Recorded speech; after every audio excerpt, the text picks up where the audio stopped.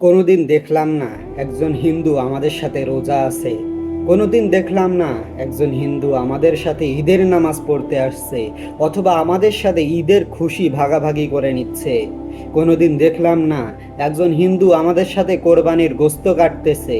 কোনোদিন দেখলাম না একজন হিন্দু ফ্রেন্ড, একজন হিন্দু বন্ধু একজন মুসলমান বন্ধুর জানাজায় অংশগ্রহণ করেছে। কিন্তু বর্তমান সমাজের মধ্যে কিছু ছেলে দেখা যায় যারা হিন্দু ফ্রেন্ডদের সাথে তারা কি করে, দুর্গা পূজায় যায়।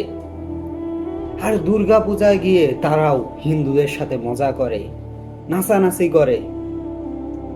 আরে যেখানে আল্লাহ তাআলার সাথে অন্য আরেকজনকে শরিক করা হচ্ছে, অর্থাৎ শিরিক করা হচ্ছে, সেখানের মধ্যে তুমি যাচ্ছ, তুমি আনন্দ উল্লাস করতেছো। তোমার মনে কি এতটুকুও ভয় হয় না? তুমি কি পারবে তোমার বাবার সামনে আরেকজনকে বাবা করে ডাকতে?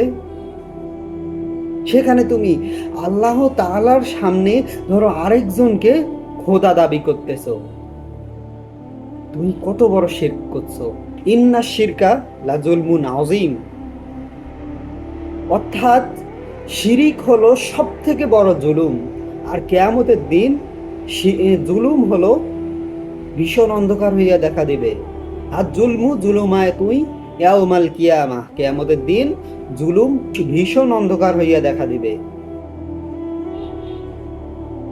এখনই শুধরে যাওয়ার জন্য চেষ্টা করো। হিন্দুদের দুর্গাপূজা আমাদের জন্য নয়, আমাদের জন্য আল্লাহ তাআলা ঈদ দিয়েছেন, বছরে 2টা ঈদ দিয়েছেন।